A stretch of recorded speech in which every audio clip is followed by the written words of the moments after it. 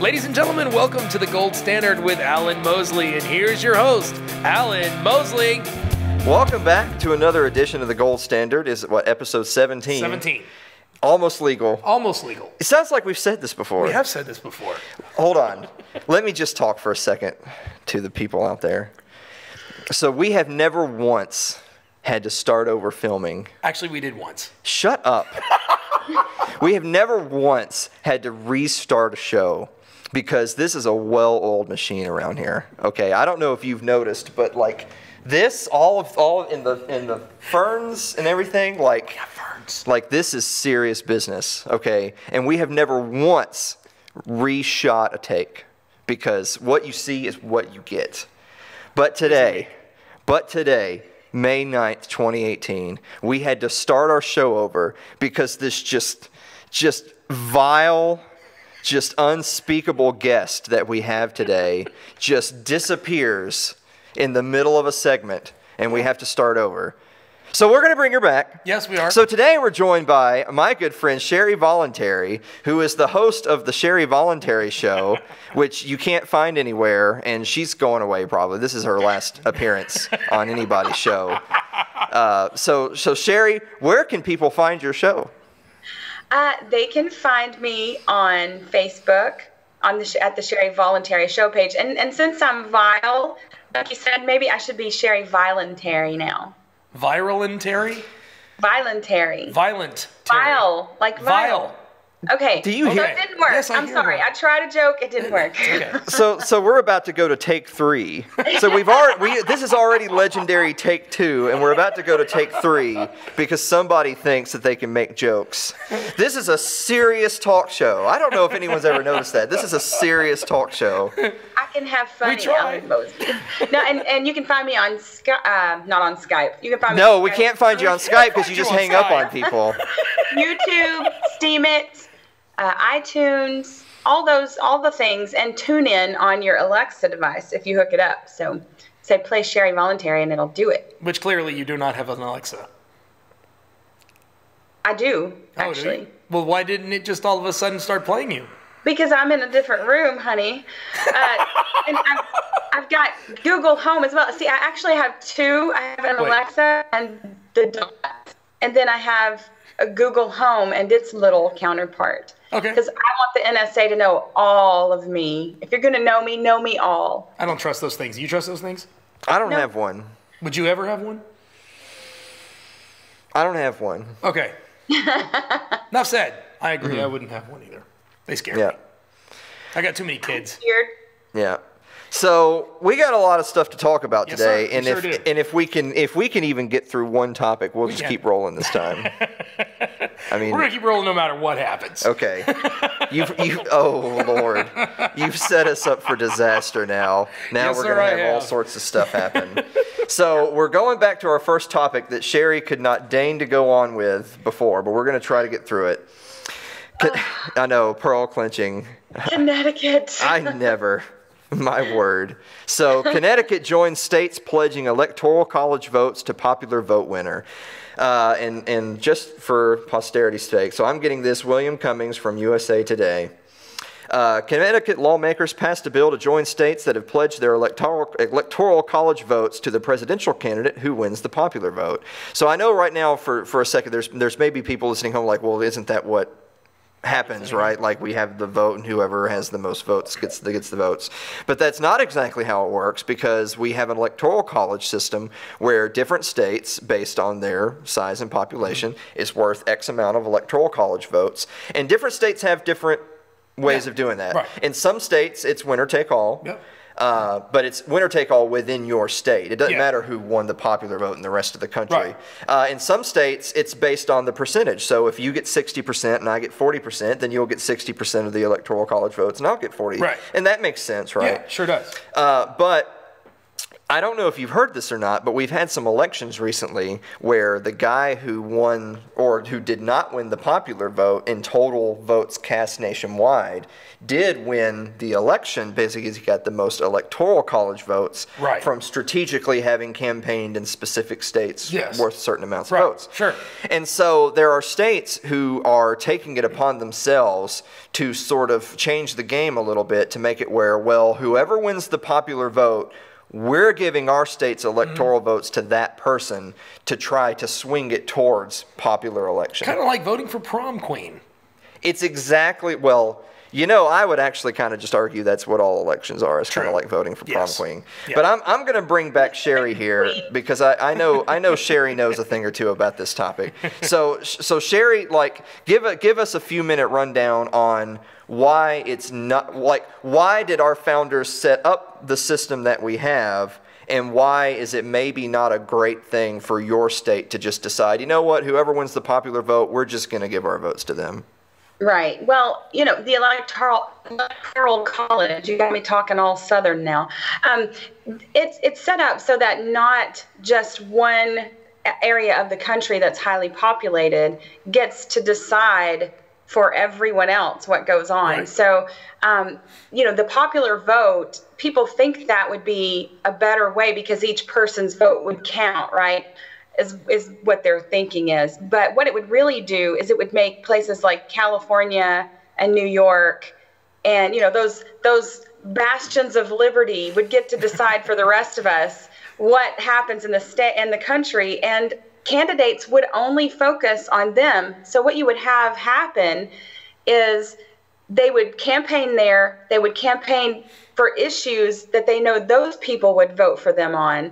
And the rest of us would be looking, going, what in the world just happened? Like, do we not matter? And we wouldn't. That would be exactly what happens, is that we wouldn't matter anymore. And we really don't anyways. It's like voting. I was just about to say, let me play devil's advocate for a second, because at least in modern politics, you know, what do we have? You know, you've got Florida is a major swing state that's worth a lot of, Ohio. You know, 29. Yeah. So I think a lot of people would say, well, so how is that any different than where we are right now, right? Like, there's already a few key swing states that if a state is deep red and worth 5 votes, or if it's deep blue and worth 10, why bother, right? Because the election's already decided. More years, it seems, at least in modern politics, way more often than not. Yeah. And so there's a short list of swing states that pretty much, if you are a major party nominee and you win a majority of the swing states, I don't have to list them because I already know who won. Right. If you are a major party candidate and you won X number of swing states, you won. We don't have to look at the other 42 states. Yeah.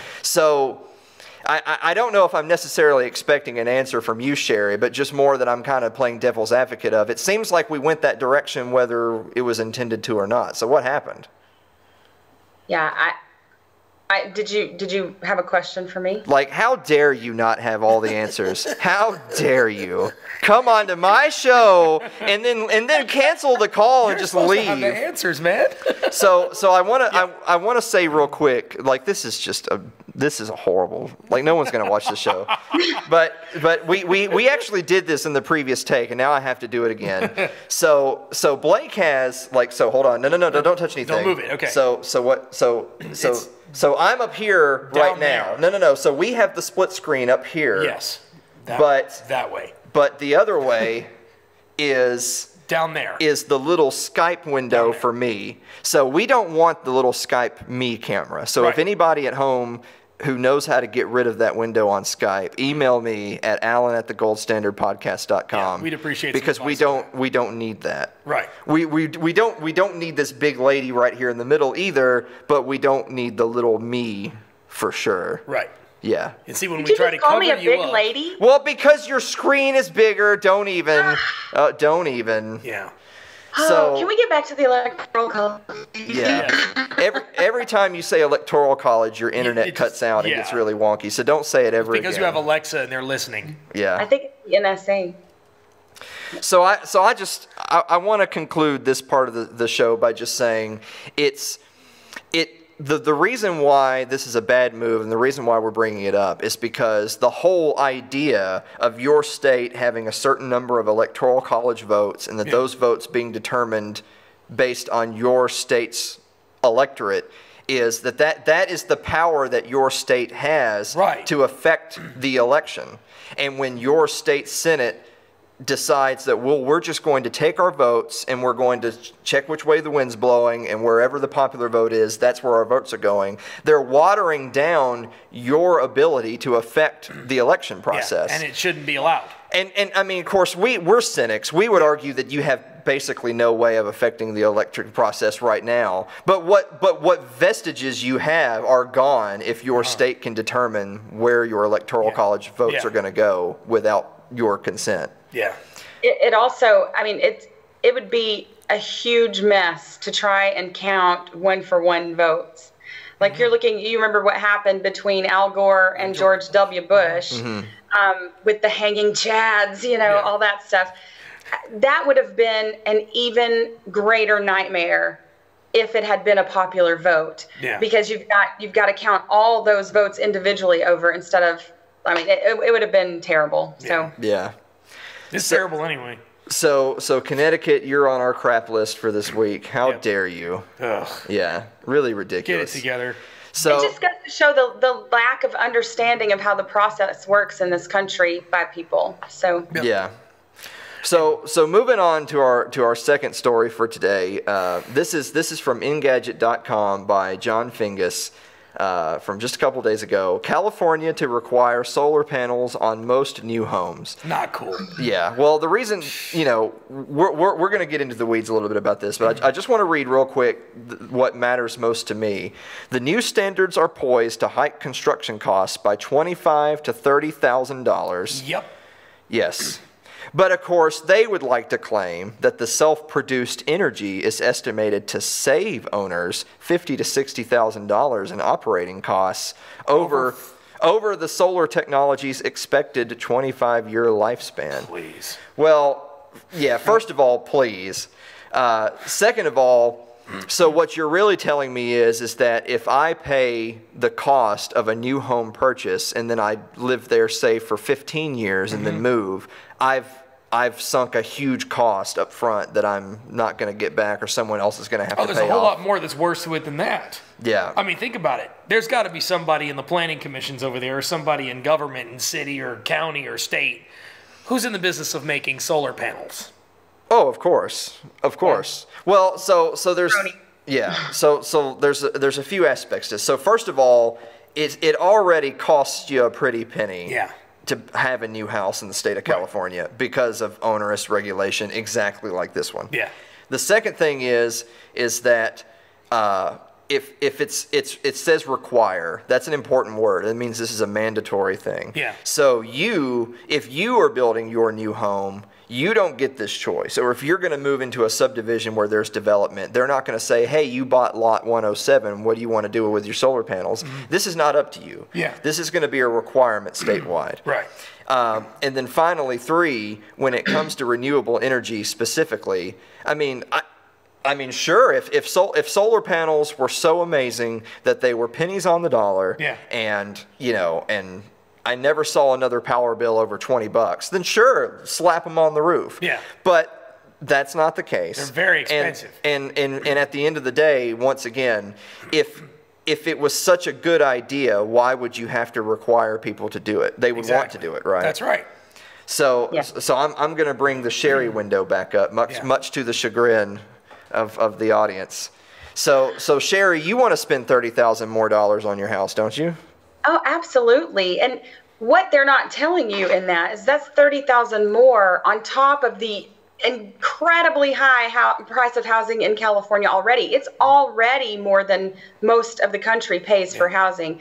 So no matter what those savings, it's still not going to be savings. And I know that it was in 1971, there was some regulation that California passed. What was it called? I forget the name of it, but it's the I have it here, the California Environmental Quality Act. Oh, that sounds good. Yeah. Yeah, that raised the price of housing. It makes housing cost like $1 million more. This is not mansions. We're talking middle class houses. Mm-hmm. So you already have a state that it's got the highest level of poverty in the country. So we're not talking Mississippi. That's usually what people think when they think poverty is Arkansas, Mississippi, Appalachia. But it's California. And you're adding on top of that regulations that cost more and more because of all their, environmental concerns. And then they have social programs out the wazoo.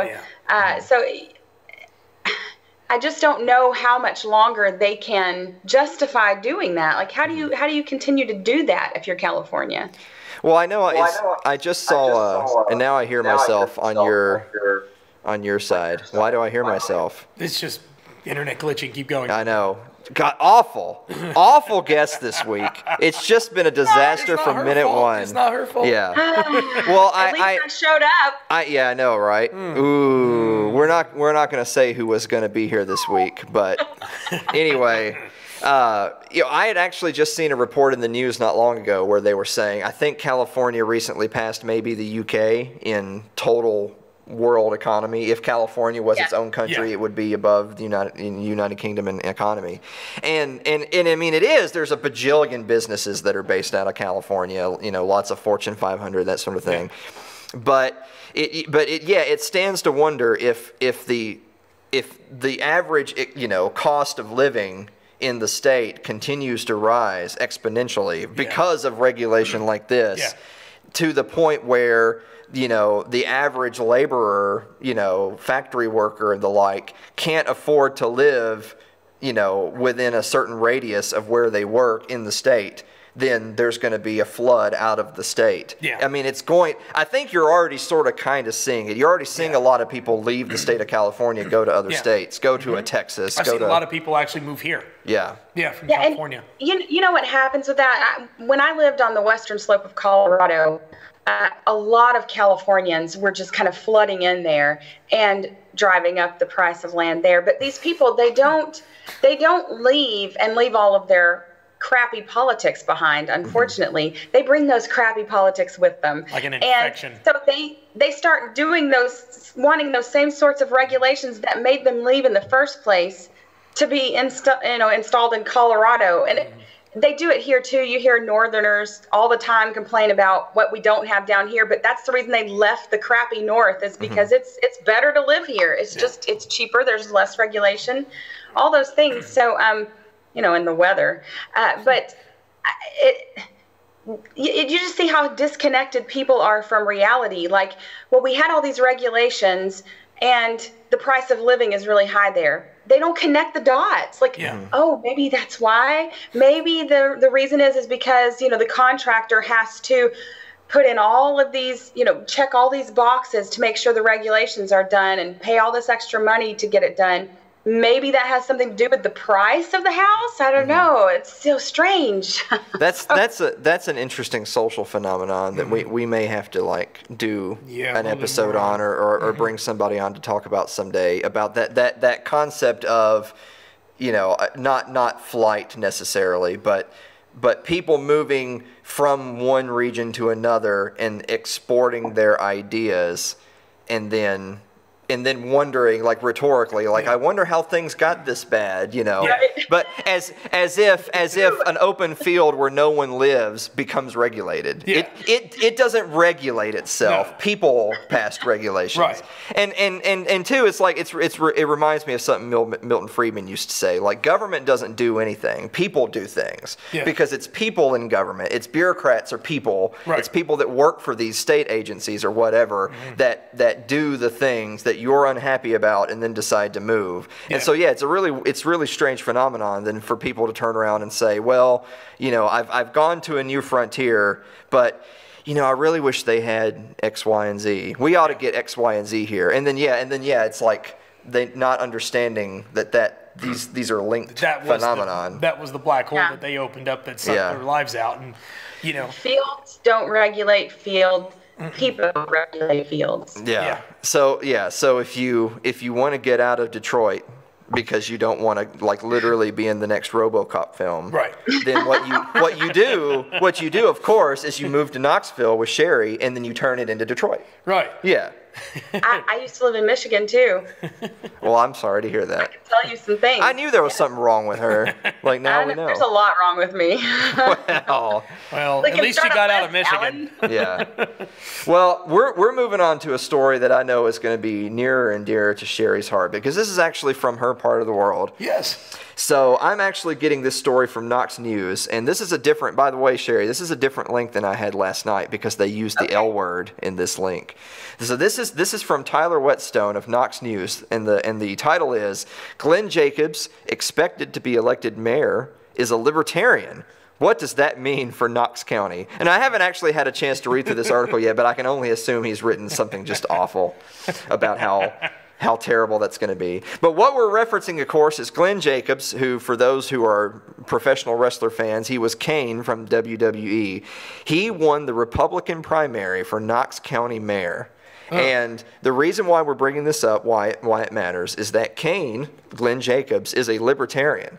There's going to be, I mean, assuming everything goes well and there's not some sort of massive scandal, because as Sherry says, Democrats don't win elections out there.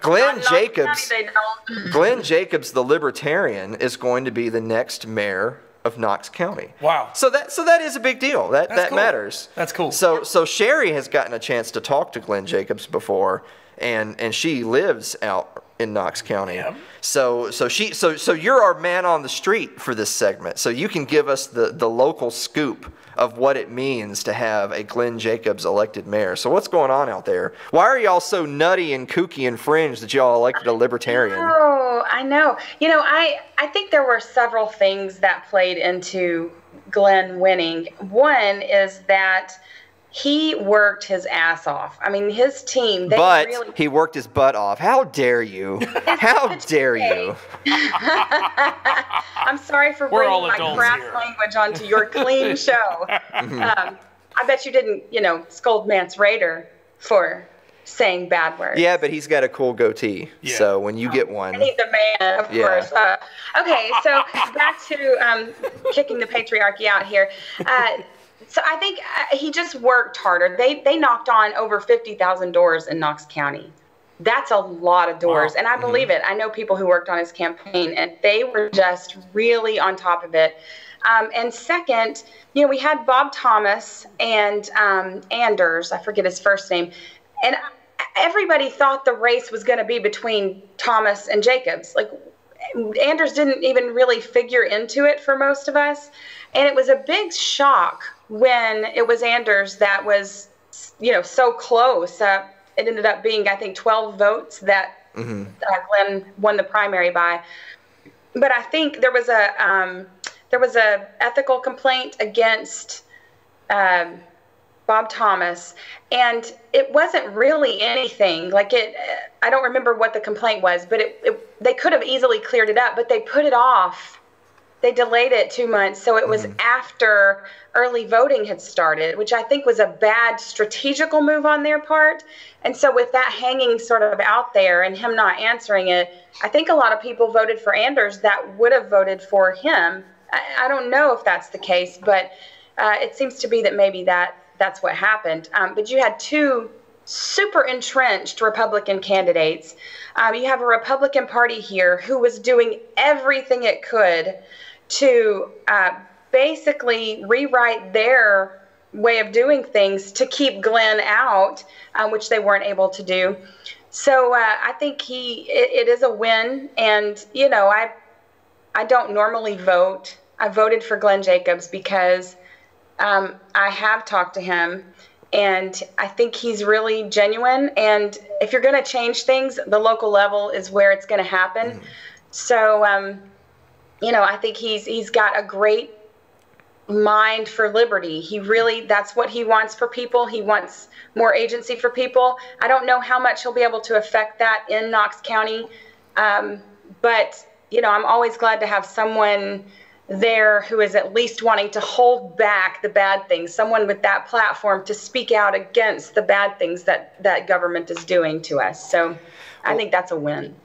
You know, what jumps out to me as most interesting about this one is the fact that it was so close. So you said, so it came down to 17. Is that what you're saying?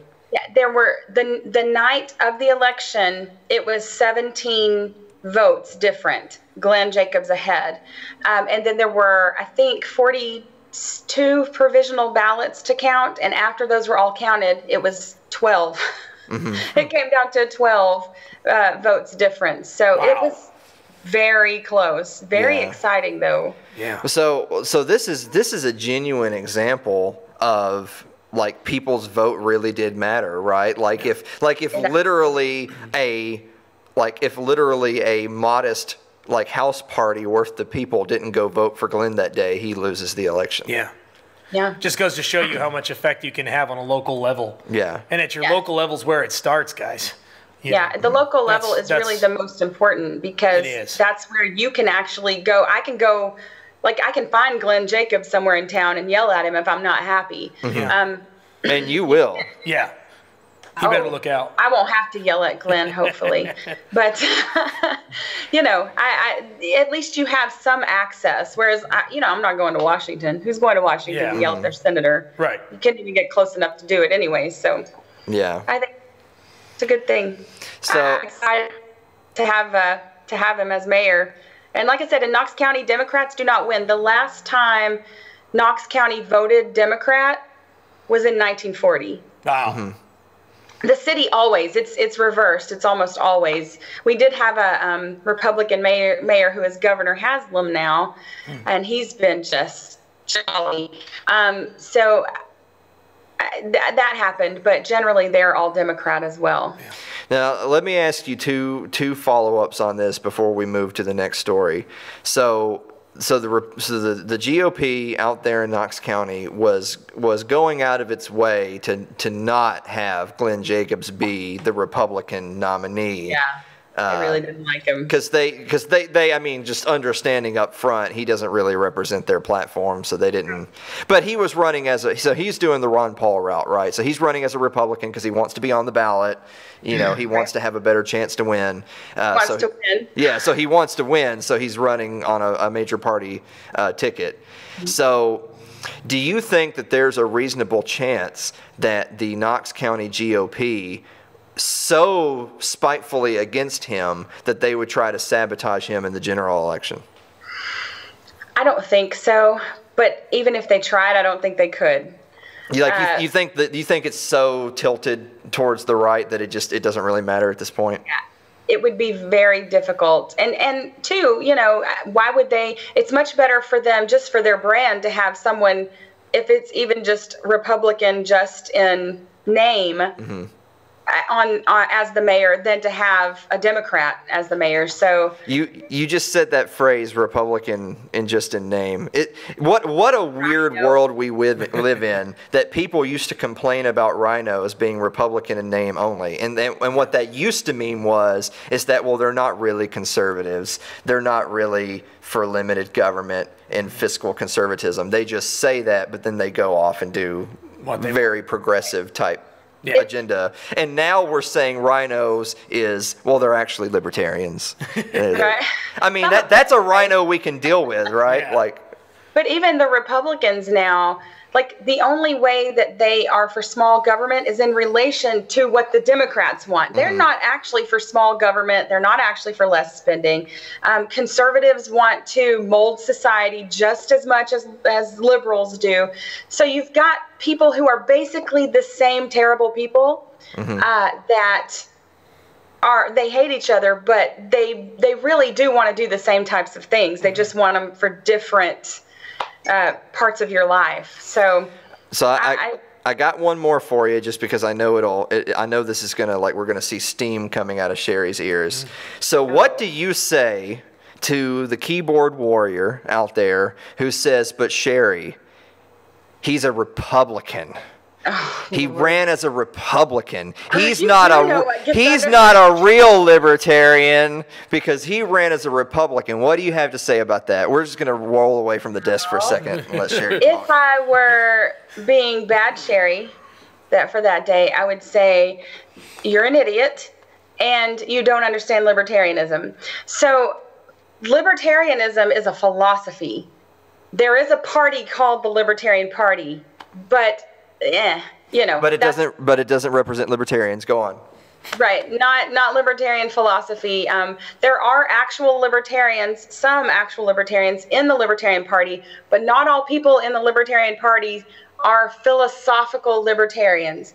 So you can be a Republican and you can be a Democrat and be a libertarian. So he's a big R Republican, but a small L libertarian, like Ron Paul was. And that's what counts, the philosophy. Because these people, I just had a run-in with one of the men who just won an election here in town at our last Libertarian Party meeting. And I asked him what was his philosophy for making decisions, because he's like, I'll vote for what I feel is best. We kept talking about feelings, and I'm like, what kind of crap is that? I don't care about your feelings. I want to know what your philosophy is. Couldn't tell me. Had no clue.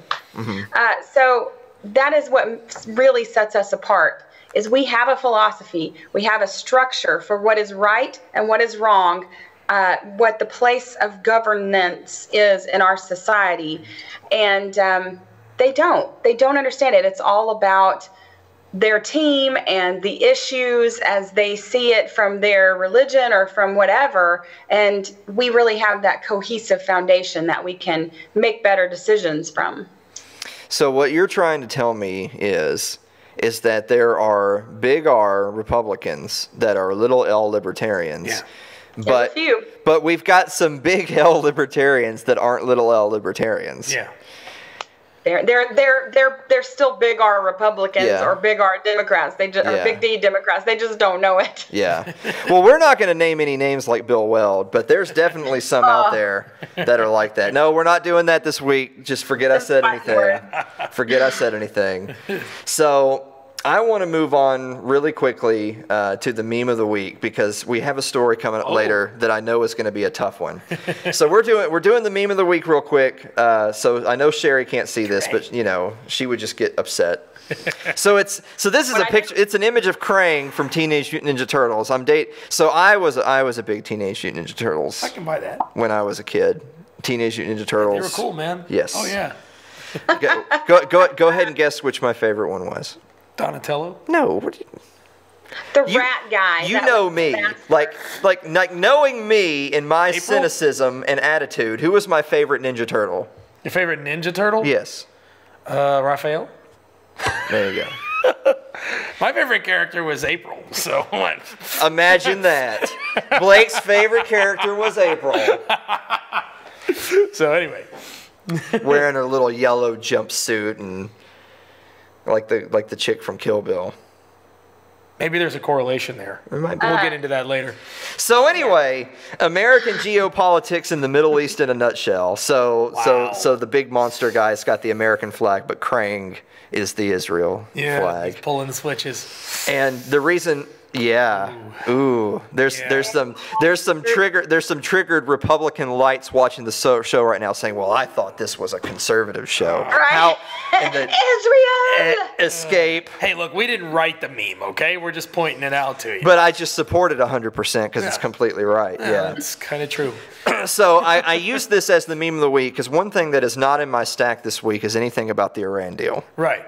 Just because that could be a whole episode unto itself. And it should be. And it should be. And maybe we'll follow up and do that at some point. But I didn't have that in the stack this week, but I wanted to use the meme of the week as an excuse to kind of segue into that for just a moment. And Sherry and I can talk about this. So for those people who have been hiding under a rock for the last week or so as somewhat expected, President Trump did decide to go ahead and back the U.S. out of the Iran deal.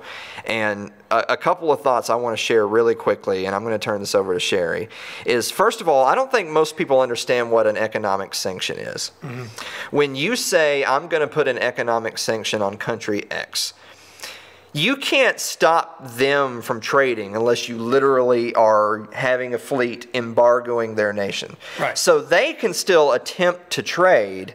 It's just we're not going to trade with them. Right. So when you say so when country X says we're putting a sanction on country Y, country X is really just telling their own businesses you can't go trade with them because they're bad guys. Right. So you're really just adversely affecting the free market and hurting the bottom line of American companies when you tell American companies they can't deal with Iranian companies. Exactly.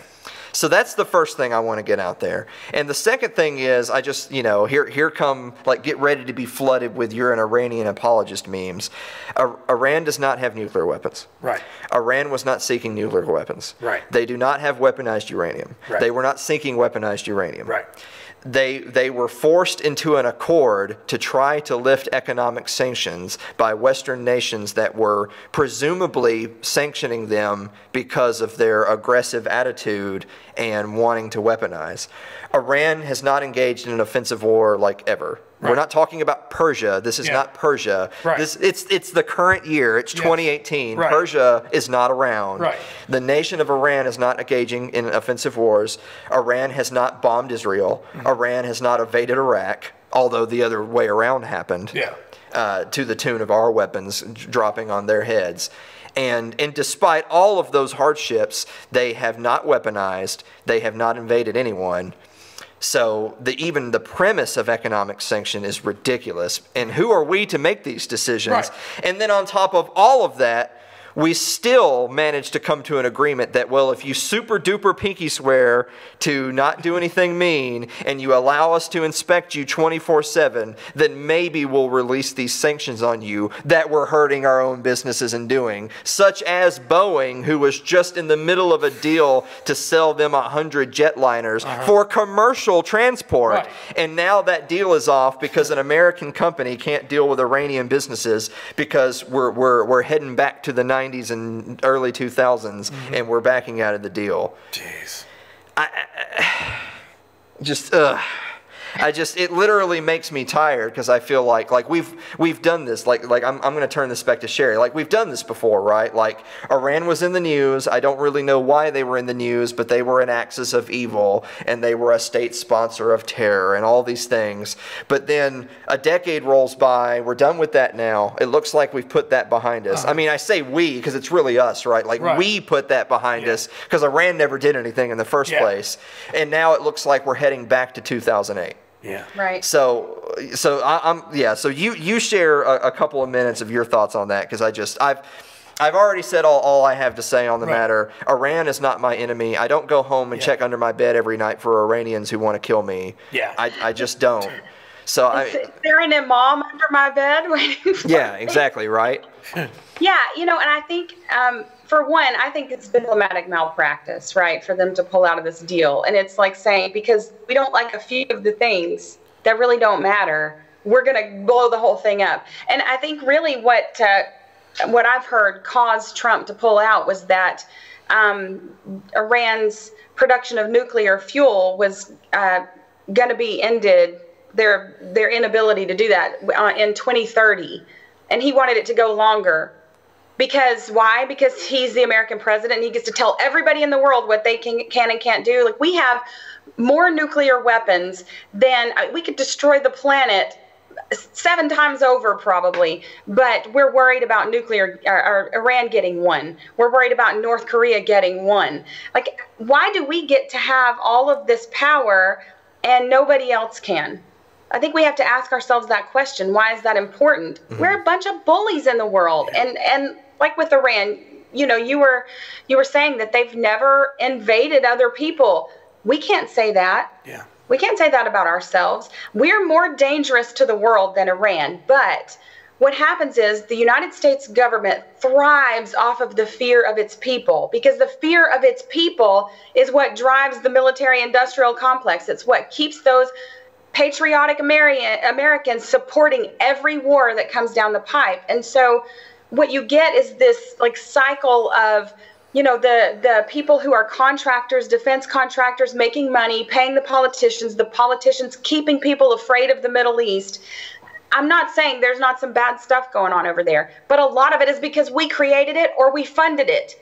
So, we have to start demanding more and demanding that we get out of these situations. But it's not going to happen because people don't understand that we've caused a lot of these problems. They don't want to look at it because America is that city on a hill and can't be wrong, and we're God's chosen people or something. So it's really a sad state of affairs how we are manipulated in this country of our own doing because we won't step back and look at it and go, wait a second, what role did we play in this? Why in, Syria or Iran especially, we've toppled 2 or 3 regime changes in there that we've personally backed. We've funded, we've put those people in place, and it's gotten worse and worse and worse. That's our fault. Yeah. And the people of Iran are paying for it, and I don't blame them for hating us. Yeah. By the way, did you see this morning, I saw on the internet, there was a video of the leader of Iran, the Ayatollah guy, have an American flag in their parliament in front of all of the people in their government, burning American flag on the podium right in front of all of them. Yeah. That's hate. And yeah, we're responsible for that hate. And I mean, we don't need to get ourselves into a point where we create such an enemy that we really do have something to worry about. Yeah. I mean, we do. It's called blowback, and it's happened. Terrorist attacks that happen, they happen because those people care nothing about us. They don't hate us because of our freedoms. That's the most idiotic thing that people say. They hate us because we're killing their children. We're imposing sanctions on them that make it difficult for them to get the resources they need to feed their children.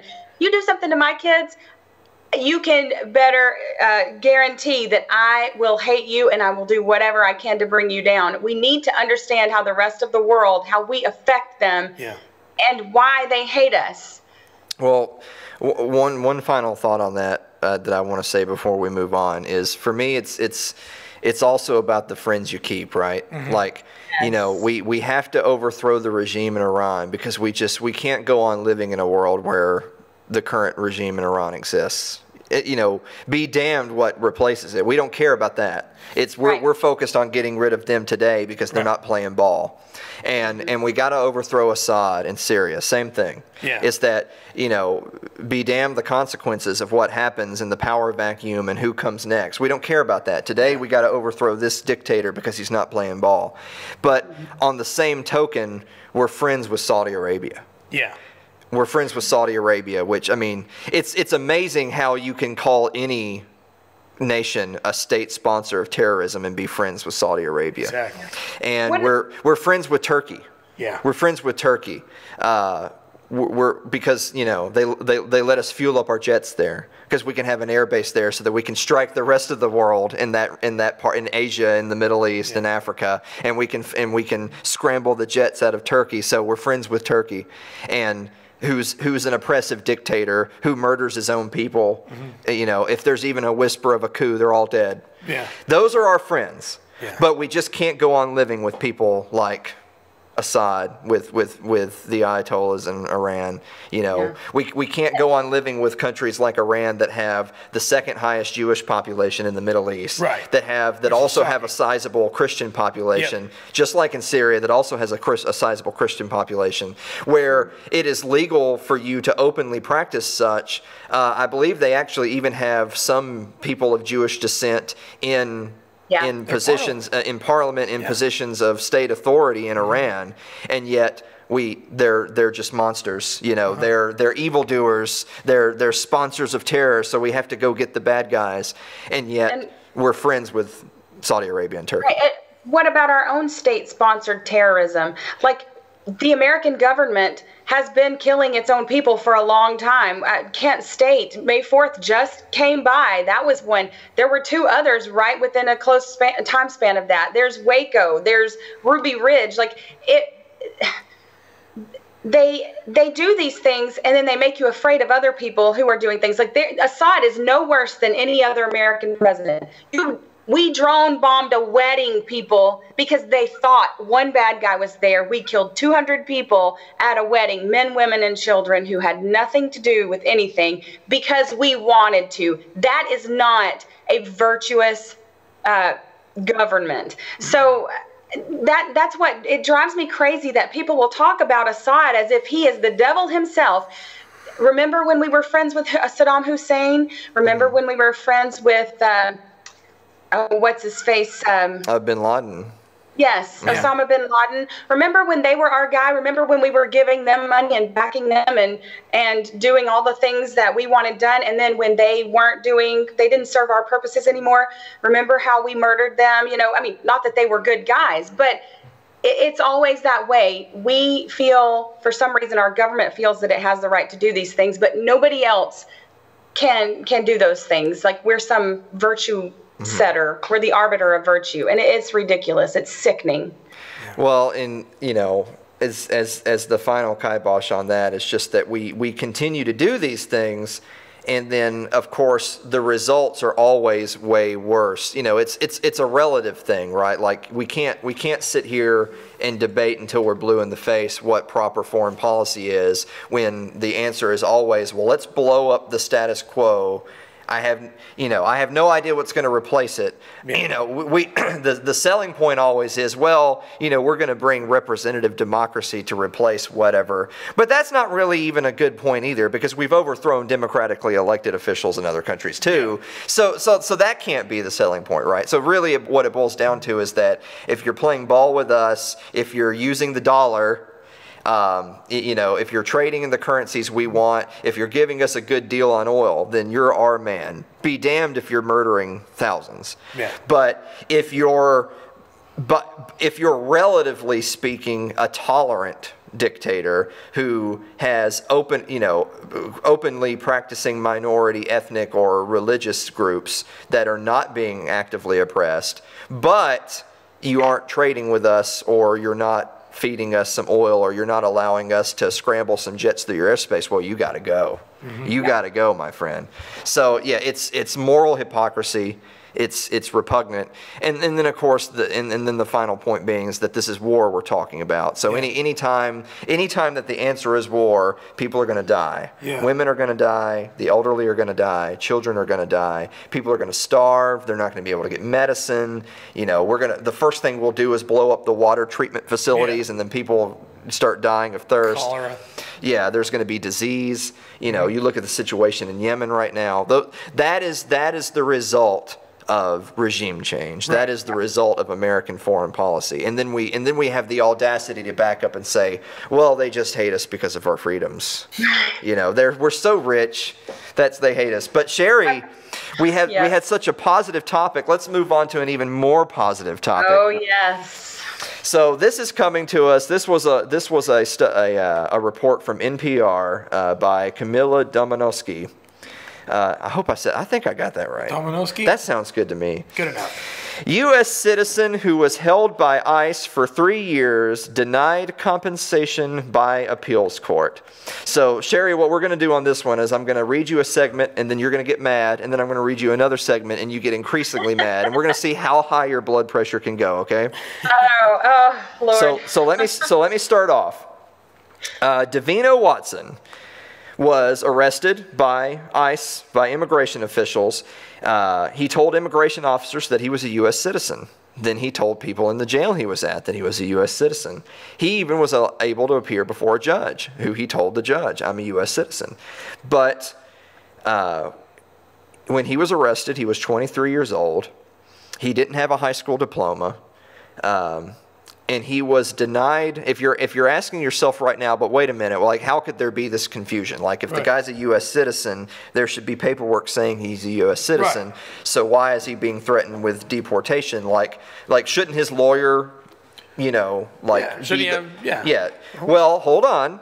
Okay. There is no right to a court-appointed attorney in immigration court. Wow. So I'm gonna pause right there and pull up Sherry. So Sherry, how's your blood pressure right now? It has exceeded normal thresholds. Okay. Did you want me to comment on that section? Yeah. So on a scale of 1 to 10, 1 being everything's fine. This just sounds like business as usual, and 10 being please stop kidnapping my neighbors. Where are you at right now? I would be at a 10. Oh, you're at a 10 already. Well, good news. The story goes on. Wow. So he was imprisoned by Immigration and Customs Enforcement for 3.5 years. And then when they finally realized, mea culpa, turns out Davino is in fact a U.S. citizen. So we better let him go. Oh no. So he's from New York. Mm-hmm. He was released in rural Alabama with no money and no explanation. Oh. All right, let's check back. Somebody ought to have a lawsuit on his hands. Let's check back in with Sherry. Sherry, how are we doing?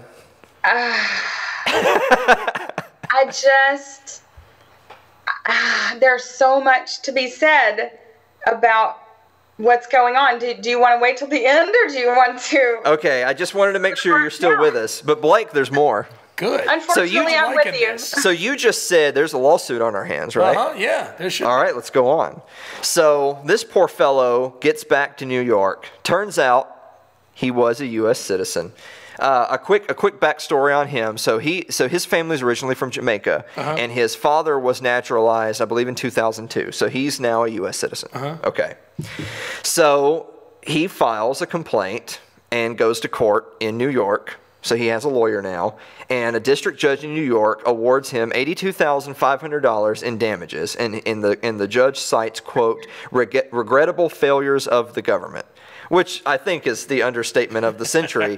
But okay, you know what? Let's be positive for a moment. So the court rules in his favor, says, you know what? This was a huge foul up on the part of ICE and bureaucracy at large. So he's awarded a hair under $100,000.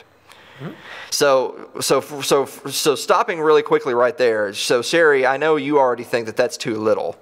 Yeah. Yes, absolutely. So he was falsely imprisoned for 3.5 years and awarded $82,500. So where are you on that so far? I think they took his liberty. Basically. That's one of the worst things you can do to a person. And for those 3 years, his family couldn't rely on him to depend on him to, provide financial support, emotional support, whatever. They were separated from their loved one. I mean, Lord knows how the guy was treated in there. So I think it's far, far too low. They kidnapped him off the street. Yeah. And falsely imprisoned him. So I think that's worthy of a bit more than under $100,000. Yeah. So now he can afford an Escalade. Ooh. But wait, there's more. So let's go back to the article. So on Monday, an appeals court ruled that Watson, who's now 32, because if you know anything about both the detention he was in plus our court system, it takes a minute to get the gears going. Does. So Watson, who is now 32, an appeals court ruled Monday, he is not eligible for any of that $82,500 because while the case is, quote, disturbing, the statute of limitations actually expired while he was still in ICE custody without a lawyer because the statute of limitations on false imprisonment is only 2 years. How convenient. Hold on. I hear some heavy breathing. Let's go back to Sherry. Sherry, how you doing? These are the times when if I weren't a peaceful person, I would beat someone to death, most likely. Yeah. Like, I really, just the hubris that they have to kidnap a man. He's telling them, look, I'm a citizen, and then they can't even be bothered to figure it out before 3.5 freaking years. I mean, yeah. And then they want to tell him that his time is only worth, $82,000. He lost everything, and he can't make those 3 years up. But you got some money, so be happy. And then they tell him, well, you know what? Because you were in custody. And the statute of limitations run out, and we know that, then you're not eligible for that either. So hateful, vile, and evil they feel like understatements for these pieces of garbage. So But wait. There's more. Now, the the second U.S. Circuit Court of Appeals acknowledges that this ruling is, quote, harsh. Mm-hmm. It's a little harsh. You think a little so? harsh. Just a tad. But this is actually not without precedent. So it's happened before. So, and I'm quoting the appeals court now. There is no doubt that the government botched the investigation into Watson's assertion of citizenship. Really? AKA never looked into it. And that as a result, a U.S. citizen was held for years in immigration detention and was nearly deported. Nonetheless, we must conclude that Watson is not entitled to the damages from the government. Let's figure out why that is. Yes. And that there was a precedent. And just as a quick aside, so his lawyer, his name is Mark Flessner. They're considering their options right now. So the appeals ruling just recently came by. They're considering their possible next step. Of course, obviously, one would potentially be an appeal to the Supreme Court if the Supreme Court would take on the case, and goodness knows how long that would take. So let's scroll down a little bit down into the article where we're finding. Where they call this is an untimely case. So the ruling was based specifically on false imprisonment, because that's what it is, right? Yeah, false imprisonment. That's a cute state word for he was kidnapped. Basically, he was kidnapped by people who wear badges. For 3.5 years. But it's magically okay. But here's what went wrong. So in order for him to be eligible to receive any compensation, he would have had to have filed a complaint before that 2 years ran up. But here's the problem. The average person, I mean, you've seen the memes that if you had to print out on paper every U.S. law, I mean, it would fill this room, you know. So there's no way a regular person could possibly know all the laws and regulations, when you have to file your complaints, what office that needs to be addressed to, that type of nonsense. Yeah. And he failed to do that within the 2-year window, therefore he's not eligible for compensation. That is the sort of thing you would expect a lawyer to help you with. Right. If your lawyer would advise you that, okay, Blake, this is what we need to do. We need to fill out this paperwork. We got to send it to these people. We got to go through the right channels, because if we don't, they might get us on a technicality. But he didn't have a lawyer. Because you're not afforded a lawyer in immigration custody, and this was an immigration case, even though he was a U.S. citizen and could not prove it because no one would listen. But since he was being detained by ICE, he was not guaranteed a lawyer who then could not advise him that he needed to file a complaint, and therefore the statute of limitations ran out because he was in prison for over 2 years. Poor Sherry. I gotta just bring up Sherry back so people can see the... I just, this is the state of the things in our country. And if this does not prove how evil the state is, I don't know what does. Because not only do they not care that they held an American citizen like this, they don't care about people who are in our country, providing them with, even if they're here illegally, they're still human beings, and they have what are called, listen up, Republicans, human rights. They have those things. And so they should be afforded a legal representative if they're being legally tried, basically, but without any access to understanding the law. And then so you have this citizen who's a part of that. He doesn't know, like, how many of us know the process that we need to go through if we're ever kidnapped by ICE? I'm sure the man had never thought of it a day before it happened in his life. So for them to say it's some kind of failing on the person, this is what the state does. They have all of these regulations, and they're meant to entrap you. Yeah. They're not meant to hold them in, because they don't. Right. They know the laws, and they know that the statute of limitations is only 2 years. So even if they realized right away, wow, we really messed up, we'll just hold him for another, 2.5 years so that we can run this out and we won't have a problem. Like, that's the problem. All these laws work to be a web to catch us, but they just step around it. The state doesn't give a crap what the laws are. We've even seen it. They've been listening to our phone calls for years. So, like, I don't know why this is surprising, but it's just so egregious. that this man is dealing with this, and he's not the only one. Well, we're going to get to that here in just a second, because that's the end of the article. I just wanted to say really quick, like, for people at home, it's a sad state of affairs no matter how you look at it, because in this is nationwide. If there's an instance of police brutality and they actually are found guilty and you are afforded restitution, if you were wrongfully convicted and then you get out and you sue the state, that unfortunately that money, like, the judge isn't going to pull his wallet out and say, my bad, here's a check. The ICE agents aren't going to say, oh, well, our pensions are gone because now I have to give it to Davino. That's not how it works, right? So taxpayers will have their money stolen and then given to the person who's afforded restitution. And they deserve restitution, but the way the system works is the cop, the agent, the judge, the jury's not paying for it. Right. The taxpayers as a pool will pay for that restitution. But it's that's wrong, but it's deserved that they get something, because if there's one, there's only, I should never say only, because there's some neckbeard who's going to say actually, but there's only one resource that we know is not renewable, and that's time. Yeah. So when 3.5 years of your life are taken from you that you didn't get to use the way you wanted to, there is no infinitesimal amount of money they can give you that will give you your 3.5 years back. Right. That's gone. Yeah. That's gone. And so he absolutely is deserving of restitution. But so on what we said a second ago about precedent, so this is the final section of the article that's titled "Unusual but Not Unique."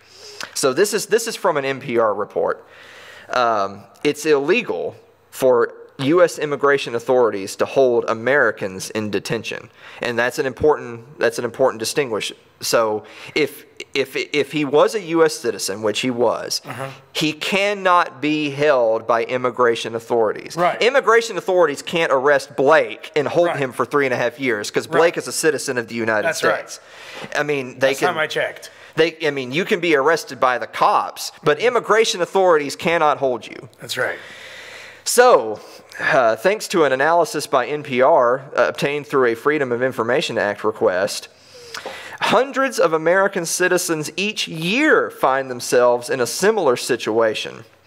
That data shows that from 2007 through July of last year, 693 U.S. citizens, and once again, this is important, they were confirmed to be U.S. citizens. 693 U.S. citizens were held in local jails on federal detainers, which is another way of saying at the request of immigration officials. Another 818 American citizens were held in immigration detention centers during that same time frame. So while they may not have been held for 3.5 years, it may have only been days, some were months, but Davino's case is not unique. So there has been upwards of 1,600 confirmed naturalized American citizens since 2007 that have been falsely imprisoned for days, months, or in Davino's cases, years, illegally, and this is not unique. And we're just now talking about this, right? Like, this is happening. This is going on in the country around you. Your neighbors. I'm not testifying to their character. No. I don't know what they do for a living. Right. I don't know if they speak English. Not that should necessarily matter. I don't know where they came from, but they are in fact naturalized U.S. citizens. They are being falsely imprisoned by immigration officials.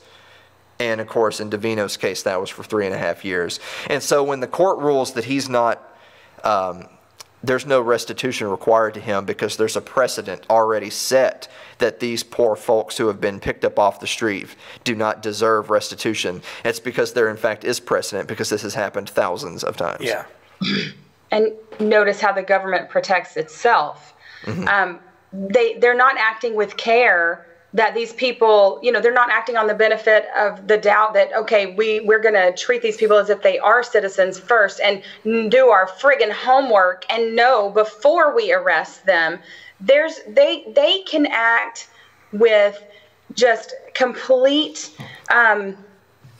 they can do what they want because they don't have any consequences for it. Yeah. They can shoot kids at Kent State because nobody was ever blamed for that. Like nobody ever went to jail for that. Nobody's going to go to jail for this, because they can act with complete impunity because they are the ones, they're the agents of the state. So the law, they have a monopoly on the law. They have a monopoly on the force. So those things work together to just keep them from being able to have any consequences for when they do the wrong thing. Yeah. Whereas you and I would be held to the utmost for stepping off the curb in the wrong place. You might get shot. So it's ridiculous. And I have to tell you, it's near and dear to my heart because my own husband is a naturalized citizen. He's white, though, so he's a lot less to be a target. He's a lot less likely to be a target. We didn't go there. Yeah. So Mr. Davino, was he white or was he black? No, he's his family's Jamaican. Yeah, but you can be white from Jamaica. So. Yeah. Well, how dare you? How dare you talk back to the I have host? friends No. that are white from No, Jamaica. his skin is brown, so unfortunately for him, in his particular case, he had a run-in with the law. And the moment that he walked out of custody, he was then by the police. He was then picked up by immigration officials. And of course, as I sit here today, if I don't have my wallet on me, like I don't have a document saying that I'm a U.S. citizen. I mean, I could be from Norway, I could be from Germany. Yeah. So I'm not walking around with a green card. Right. Of course, I'm from here and I'm a U.S. citizen. Yeah. So I don't really feel the need to do that, right? Like I don't Exactly. have to prove to you I'm from the United States because for one, I don't have to prove that. Yeah. First of all, I don't have to prove jack to anybody. I'm not even being accused of anything. Yeah. In his case, it was just you're getting in the paddy wagon, and oh, by the way, you're being deported now because you're a bad guy, and we don't want your kind here. And he's like, but where are you deporting me? And that's another interesting question, by the way. Where are they deporting him to? Yeah, where do you deport somebody to? Yeah. So if they were, I don't know because this wasn't in the. Send him to Lake Titicaca. Yeah, I'm sorry, I didn't mean to interrupt you, Sherry, real quick. I was just going to say just the rhetorical question. It didn't say this in the article. I would presume Jamaica because that's where his father's from originally, but. If he is a U.S. citizen and they're not listening to him and he was literally this close to being deported, were they going to send him to Jamaica? So are the Jamaican officials then going to be like, what's this guy doing here? You said this in They American. can prove he's Jamaican, but they can't prove he's American. Yeah. Come on. Are we this dumb? And this is two things. First of all, let's not forget that within 100-mile border of the United States, into the country 100 miles, you don't have civil liberties. They can stop you and ask you for your papers and make you prove that you're a citizen. So let's not forget that. But also that I forget what I was going to say. You're so enraged Yeah. that you lost your train of thought. Angry. But these people, they don't have any incentive to take care. And this is where I sort of put on my tinfoil hat and go, are they practicing for the FEMA camps? Is this just practice to see how much they can get away with? How much, you've got all of these people sitting around here. Half of my neighbors, I would tell them this and they'd probably go, well, ain't that a damn shame? And then go back to doing what they were doing. They don't get upset about this stuff because it's become so commonplace that these bad things are happening to even their own U.S. citizens, but they're still going to stand up there and say their pledge and get mad if you don't think that, the United States government is sent down from on high and Jesus is like the president. They really sort of mix these things in as if, well, we're still the best thing going. No, we are not the best thing going. No. We've got some really crappy stuff going on.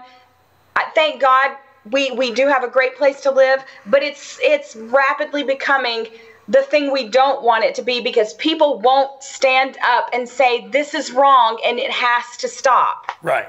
Well, I just, we're getting short on time. It's about time to wrap up the episode. But I just wanted to say really quick, not only do I think he deserves restitution, but I want to preface this by saying I don't want any more bad things to befall this poor guy. But just as a comical exercise, there's that evil part of me that kind of wishes he had been deported, just so that country would then be like, who is this guy? What's he doing here? Because then they would want to deport him. And so where does he get deported to? If he's deported from his naturalized country to a foreign country, and then they say he's not, doesn't, so they deport him again, would they have deported him back to the United States, and then we would have taken him because he was a naturalized citizen from the country that he had just been, it just makes me wonder, I wonder what would have happened if he had been deported like 3 times back and forth until finally some bureaucrat was like, oh, you're a citizen, never mind, welcome to America. You had a few minutes on the beach. Yeah. Jamaica's not that bad this time of year. I mean, it sounds absurd and we laugh about it, but like that literally was about to happen. That was literally about to happen. And so, you would like to think, of course, that wouldn't happen to you or me, but it's the point being is that they have the authority to do it, and no matter of pleading or crying from you is going to change a damn thing. If it's going to happen to you, it's going to happen to you. So on that super positive note, like I'm bringing Sherry, like poor Sherry, like we bring her on the show, and then by the end of the show, she's just ugh. I'm worn out now. Yeah, I'm so sorry. Well, if we were able to do this the first time and didn't have to start over, it wouldn't have taken so long. I'm special. Yeah, well, no arguments from us on that one. So really quick, the Sherry Voluntary Show, you can find on Facebook, Sherry Voluntary Show. Or is it Sherry Voluntary Show or Sherry Voluntary Podcast? Show. Sherry Voluntary Show. She talks about interesting topics. She does have on the occasional interesting guest. She had a really amazing guest last week. Really? Who was that? She had a really cool guest. No, you have to check it out. Okay. You have to go to the Sherry Voluntary Show and check out her interview with Alan Mosley. Oh. Yeah. Yeah. It was pretty good. It was pretty good. It was pretty good. Check that out. Yeah. So Sherry Voluntary Show, the host Sherry Voluntary was with us again. This is her 3rd appearance, so we're never going to, this is it. You can't be more than like 20% of an entire show's like net episodes. That's right. So I'm gonna be like Steve Martin or what's his face on Saturday Night Live. Yeah, exactly. Like, that's what it is. So even though we just depress you to no end, thank you so much for being on the show again this week. Thank you. Thank you for having me. I appreciate it. It's always fun to be with you guys. Well, thank you very much. So real quick, subscribe to us on YouTube, where you should be watching this right now. Right. Or you're on our website, which is the Gold Standard Podcast right now. Guys, please think of the children and support our show, where you can get the donation link on our website, which is thegoldstandardpodcast.com, or on Patreon, which is patreon.com/TGS Alan Mosley. You can argue with us on Facebook until I block you, which is facebook.com/TGS Alan Mosley. Or you can follow me on Twitter, where I yell at people, which is @Alan M. Mosley. Sherry, do you have any other links or anything to add before we go? No, I'm with Lola now on their Speakers Bureau, the Ladies of Liberty Alliance. So you can hire me to speak if you'd like. Okay. Well, I was just kidding. We were not actually going to share anything of yours, but I was just trying to be polite. I didn't actually think you were going to give us anything. Now it's just all awkward. Oh yeah. It's just weird. It always ends that way anyway. I made it weird. I'm sorry. Well, I think that's it for us. Yes, sir. All right, guys. See us next week.